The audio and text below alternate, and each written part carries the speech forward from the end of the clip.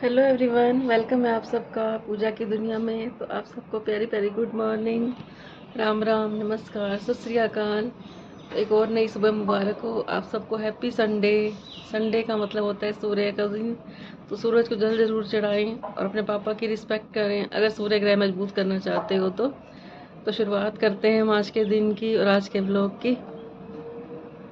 और आप भी कर लो सूर्य देवता के दर्शन, प्रकृति मैया के दर्शन कर लो।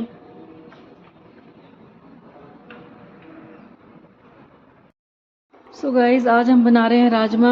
ये राजमा मैंने रात को भिगो दिए थे और दिन में बनाएंगे हम ये। अब मैं उबाल के रख दूंगी इनको। राजमा और चावल बनाएंगे हम। दोपहर को बने या शाम को बने। और इधर रख दिया मैंने चाय बनने के लिए। आज आप भी पी लो चाय, इलायची वाली चाय बनाई है मैंने। आ जाओ जिस जिसने चाय पीनी हो। गाइस, मैं बना रही हूँ पोहा। 2 प्याज लिया मैंने, थोड़ा सा टमाटर, और ये निकाल लिया मैंने राई, और ये निकाल लिया मैंने मूंगफलियाँ के दाने, और इधर रख दिया मैंने कढ़ाई। और पोहा भिगो के मैं डालूंगी इसके अंदर। सो गाइस, मैंने डाल दिया इसके अंदर नमक, हल्दी और पोहा जो मैंने एक बार धो के और छान लिया। और लास्ट में मैं डालूंगी इसके ऊपर प्याज और टमाटर। सो गाइस, मैं गई थी एकेडमी में, अभी आई हूँ मैं वहाँ से और टाइम हो गया है, शाम के 5 बज गए हैं। क्योंकि मैं आज अपने बालों में कलर करवाने गई थी, बहुत दिन हो गए थे मेरे को। और वहाँ से आई हूँ मैं, अब राजमा की तैयारी कर रही हूँ। बनाने थे दिन में, लेकिन अब डिनर के लिए बनेंगे। तो दिखाती हूँ मैं आपको, राजमा फ्राई कर रही हूँ। ये देखिए, डाल दिया मैंने प्याज और लहसुन, और ये बना दिया मैंने टमाटर की प्यूरी। और इधर मैंने उबाल रखे हैं राजमा, जो रात को भिगोए थे और सुबह उठ के उबाले थे। इतने अच्छे राजमा गले में। और बनाऊंगी मैं इसके साथ चावल, जीरे वाले चावल बनाऊंगी। सो गाइस, टमाटर डाल दिया मैंने और ये तैयार हो गई है हमारी ग्रेवी। नमक और हल्दी डाल दिया मैंने, और इधर निकाल लिया मैंने चावल, और साथ में बना रही हूँ मैं। अभी रखती हूँ साइड में। सो राजमा रेडी हो गए हैं, और इधर बना दिया मैंने ज़ीरा राइस। एक प्याज भी डाला था मैंने, और उधर दे दिया मैंने जतिन को। तो आ जाओ आप भी खा लो जिस जिसने राजमा चावल खाने हो। सो गाइस, आ जाओ डिनर कर लो। डिनर ही बोलेंगे हम इसको, क्योंकि टाइम हो गया, 6 बज गए। सो गाइस, अब थोड़ी देर के लिए करते हैं हम चर्चा।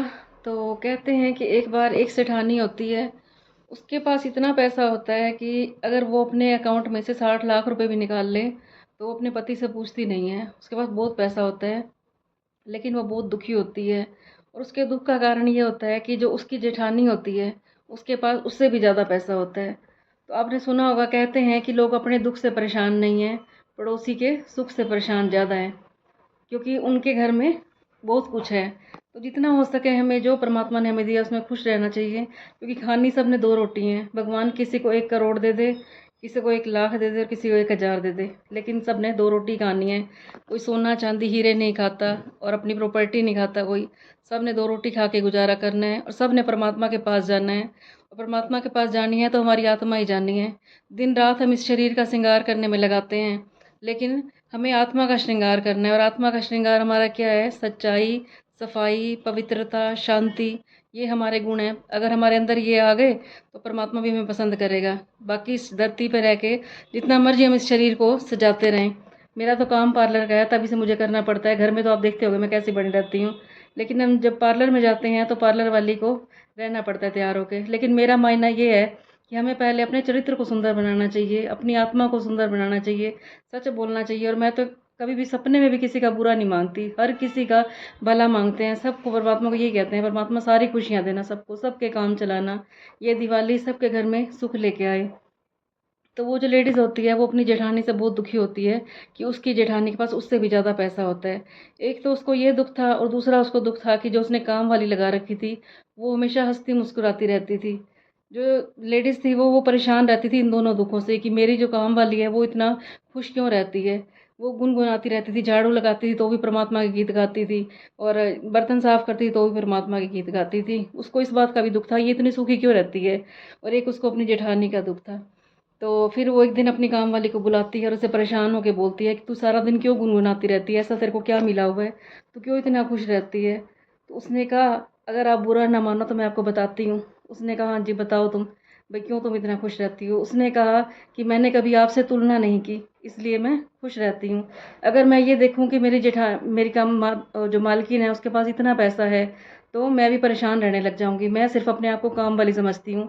मैंने कभी ये नहीं सोचा कि तुम्हारे पास इतनी गाड़ियाँ हैं, तुम 50,000 की साड़ी डालती हो। अगर मैं जिस दिन ये सोचने लग गई तो मैं भी दुखी हो जाऊंगी। तो मालकिन, अगर आपने भी खुश रहना हो तो आप अपनी जेठानी से तुलना करनी छोड़ दो और आप भी सुखी हो जाओगे। तो उसी टाइम जो सेठानी होती है उसकी आंखें खुल जाती हैं। तो जीवन का राज इसी में है, खुशी रहने का। हम जहाँ भी रहें, परमात्मा हमें जहाँ भी रखे, उसने हमें थोड़ा दिया है तो भी हम खुश, और ज़्यादा दिया है तो भी खुश रहें। कभी घमंड ना करें कि परमात्मा ने हमें इतना ज़्यादा दिए हैं, क्योंकि वक्त कब बदल जाए कुछ पता नहीं चलता। तो हमेशा वक्त से डर के रहना चाहिए। कब परमात्मा रोड़पति को करोड़पति बना दे, कब करोड़पति को रोड़पति बना दे, उसके हाथ में सब कुछ है। तो किस चीज़ का घमंड करना। जाने तो परमात्मा के पास हमारी आत्मा है। जितने मर्जी लोग हो, लास्ट में कहते हैं अपने शरीर का जब हमारा अंतिम समय आता है तो कद माप लेना कितना होता है। चाहे कोई अमीर हो चाहे गरीब हो, सबका साइज उतना ही हो जाता है। और शमशान में जाते हैं तो सबकी जो वो राख होती है, चाहे गरीब की देख लो चाहे अमीर की देख लो, वैसी की वैसी होएगी। कि ये पता नहीं चलता कि ये अमीर की राख है गरीब की राख है। तो परमात्मा के पास सबने मिट्टी होके जाना है। कहते भी हैं कि ये शरीर बनने से पहले मिट्टी, और बिगड़ने के बाद भी मिट्टी, जब यहाँ से जाएंगे तब भी मिट्टी। तो इस मिट्टी के ऊपर क्या घमंड करना हमने। सब कुछ मिट्टी हो जाना है एक दिन। जितना हो सके हमें परमात्मा का नाम लेना चाहिए, किसी चीज़ का घमंड नहीं करना चाहिए। कहते हैं कि जब पहले अंग्रेज़ों का राज था, वो जो ड्रेस डाला करते थे, वो वाली ड्रेस आज के टाइम में कौन डालते हैं। जो इंडियन में शादी करते हैं, उनके जो बैंड बाजे वाले होते हैं वो ड्रेस डालते हैं। तो अंग्रेज़ों को कभी सोचा भी नहीं होगा उन्होंने कि ये वाली ड्रेस कभी ये लोग डालेंगे जो इंडिया में ढोल बजाने वाले आते हैं। तो देख लो टाइम कब बदल जाता है पता नहीं चलता। 500 के नोट चले गए, 1000 के नोट चले गए, उनका भी ज़माना नहीं रहा। तो कुछ भी हो सकता है। तो हमें हर हाल में खुश रहना है। परमात्मा ने अगर हमारे पड़ोसी को ज़्यादा दिया तब भी खुश रखो, हमारे रिश्तेदारों को ज़्यादा दिया तब भी खुश रहो। क्योंकि हर किसी की अपनी किस्मत है, हर किसी के अपने कर्म है। एक ही परिवार में माँ 5 बच्चों को जन्म देती है, लेकिन सबकी किस्मत अलग अलग होती है, सबके कर्म अलग अलग हैं। कहते हैं जैसी जिसकी प्रारब्ध होती है, परमात्मा उसी को उस हिसाब से देता है। बस जितना हमारे पास है हम उसी में खुश रहें, बस आज का फंडा यही है। अब मैं जा रही हूँ अकेडमी में, बस तैयार होती हूँ और फिर हम मिलेंगे आपको थोड़ी देर में। सो गाइस, मैं हो गई हूँ रेडी एकेडमी में जाने के लिए, और आपको बाहर का व्यू दिखाती हूँ मैं, कितनी रौनक लगी है यहाँ पे। ये देखिए, ये यहाँ का व्यू। और अब मैं मार्केट जाऊँगी, वहाँ का दिखाऊँगी आपको।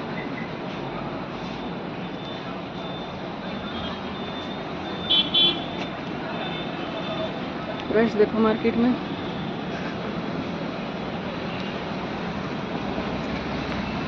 तो गाइस, तो यहाँ की मार्केट देखिए, और यहाँ की सजावट देखिए।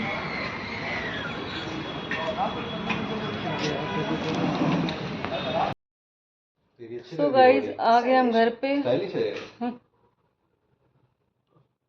और खा लिया पलकू ने राजमा चावल, और अब ये जा रही है हमें आइसक्रीम खिलाने के लिए। तो गाइस, खुशी लेके आई है हम इस मार्केट में। ये देखो, कहाँ चलना है।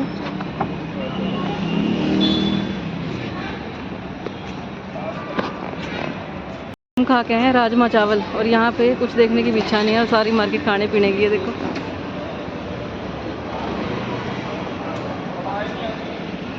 यहाँ का व्यू देखो, और ये खुशी को देखो, और ये जतिन को देखो।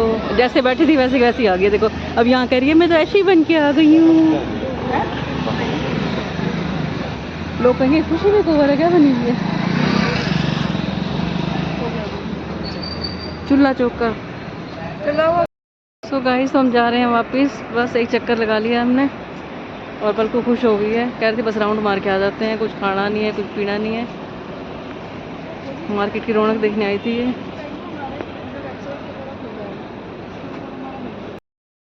सो गाइस, अब टाइम है ब्लॉग के एंड करने का। तो आज मैं आपको एक ऐसे पति पत्नी की स्टोरी सुनाती हूँ कि आपको सुन के भी बहुत दुख लगेगा कि ऐसे लोग भी होते हैं धरती पे। एक पति पत्नी होते हैं, और पति का बिजनेस बहुत अच्छा होता है, लेकिन अचानक से उनके बिजनेस में घाटा चल जाता है। जैसे ही घाटा होता है तो वो पत्नी कहती है इसकी कि मेरे पास मेरे जेवर हैं बहुत सारे, तुम इन्हें बेच दो और इनसे अपने बिजनेस को दोबारा स्टार्ट करो। तो वो बिल्कुल रोड पे आ जाते हैं। तो वो क्या करता है, फिर अपनी पत्नी के सारे जेवर बेच देता है और उनसे दोबारा शुरुआत करता है अपने बिजनेस की। और सारा स्टाफ वो नया लगाता है। जैसे ही उसको पहले घाटा होता है तो उसका सारा स्टाफ भी उसको छोड़ के चला जाता है।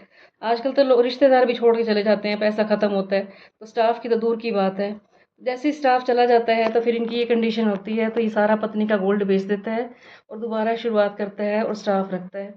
तो अपनी पत्नी की वजह से ये दोबारा खड़ा हो जाता है बिजनेस में। लेकिन थोड़े दिन बाद उसी के स्टाफ में एक लड़की आ जाती है, जिसके ऊपर उसका पति मोहित हो जाता है।